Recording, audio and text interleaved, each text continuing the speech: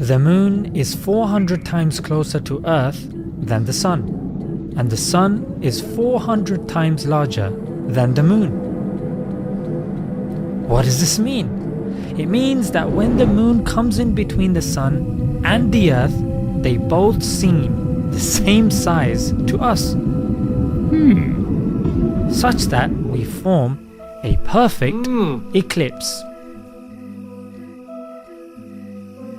Now you might be thinking, yeah, that's standard stuff, mate. Nope. In our solar system, there are approximately 166 moons, and that never happens to any other planet because either the moon seems too big or the sun seems too big.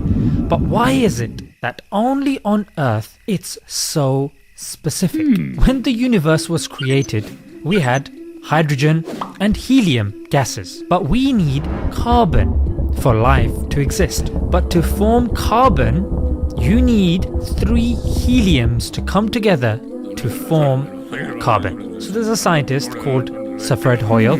He wanted to see how these 3 heliums come together. He noticed that nothing really was happening when he brought them together. So then it occurred to him that maybe these 3 heliums will come together at a specific nuclear ground state energy. And it worked. And he noticed that if it was different by even 1%, the heliums would not come together. After discovering this, Hoyle later confessed that nothing had shaken his atheism more than this very discovery. Impressive, right? But did you know that the sun and the earth is at a reasonable distance? If it was too close, we would all burn. And if it was too far away, we would freeze. So in this relationship between the earth and the sun, had it changed for even 2%, there would be no life on this planet. Is one of my favorites. As we know, everything is made from atoms, yeah? But there are 2 forces that are holding atoms together. You've got the electromagnetic force. This holds the structure of the atom, and then you've got the nuclear strong force. This holds the nucleus of the atom. These 2 have to be at a specific ratio for life to exist. Now what's the ratio, I hear you ask?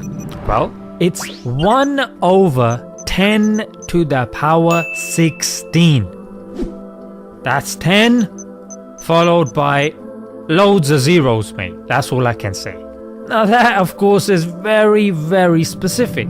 Now if fine tuning wasn't there, there'd be no stars. If there's no stars, there can be no planets. And if there's no planets, there will be no life. Let's get a bit advanced now. At the dawn of the Big Bang, there was something called dark energy.